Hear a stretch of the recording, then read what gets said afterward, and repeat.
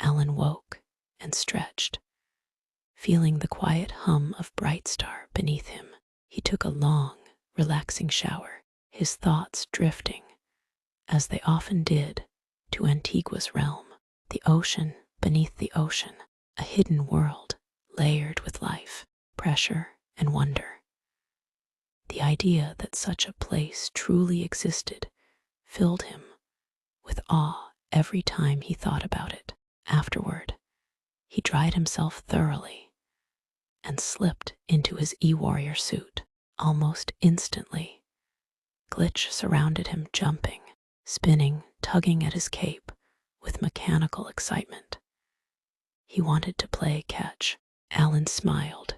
They launched through the window together, staying suspended in the open sky. Alan feinted a throw, and Glitch darted out across the air to intercept it. The distance was immense, but Glitch caught the ball easily. Instead of returning it like an ordinary dog, Glitch spun his body, converted the momentum, and hurled the ball back. Alan caught it.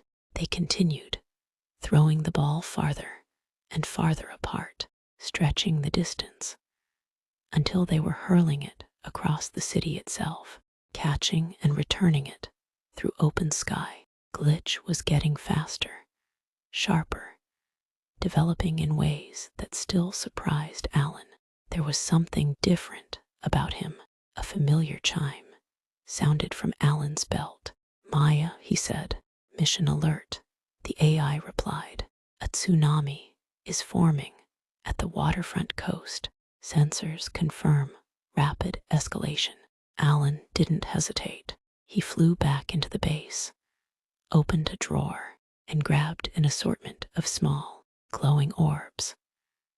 Then he was airborne again, Glitch racing beside him as buildings blurred past. The wind tore against them as Alan pushed faster and faster. Glitch kept up. When they reached the coast, the sight was devastating. Towering waves rushing inward with unstoppable force, threatening to swallow the entire waterfront. Alan opened his hand and threw an orb. A massive portal tore open midair, swallowing the wave whole. Moments later, a second portal opened high above, releasing the water harmlessly as rain. The tsunami vanished. The disaster was over, though the rain would last for quite some time. Alan hovered, clutching his chest as he caught his breath. Below him, people stared upward in shock. They were alive. The portal would close on its own. Alan turned and flew off with Glitch. The news feeds would handle the rest. He had somewhere else to be. Maya had reminded him of a mountain journey he was overdue for. The red treasure was in season. The plant was no ordinary growth. Its berries produced seeds capable of enhancing biological function, strength, endurance, adaptability. Even for someone like Alan, already empowered by eternity, the red treasure could unlock something deeper. They reached the mountains in moments. Warrior monks in crimson robes stared in disbelief. As Alan descended from the sky, they could leap great distances using their techniques. But true flight was beyond them. Magic, they whispered, or something else entirely. Alan was permitted to harvest the red treasure. Glitch stored several clusters within his back compartment. One young warrior, about 25 rotations, asked Alan if he could teach him how to fly. Alan paused. "I don't know how," he admitted. "I just think about it. The power doesn't come from me. It comes from eternity." That answer stayed with him. They returned to Brightstar and secured the treasure in a chest. Maya explained the delicate process of extracting its essence. Alan listened intently while Glitch bounded around the base. Then another alert. A massive, minotaur-like creature was attacking the city. Alan had never seen anything like it outside myth.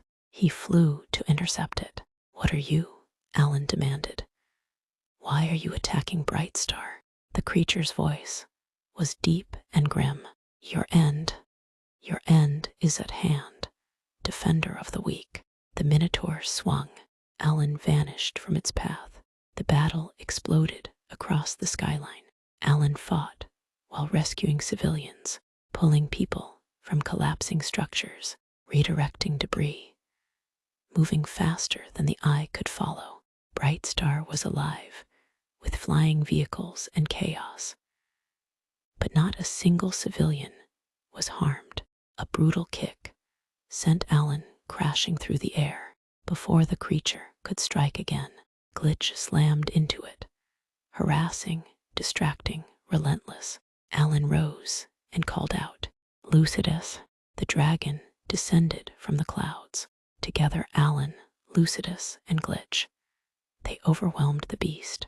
While Lucidus froze it layer by layer, Alan lifted the Minotaur higher and higher into the atmosphere. It broke free once too late. The creature began to lose consciousness. Alan deployed another dimensional orb. The Minotaur vanished, sealed in a controlled pocket dimension, contained, alive, but harmless.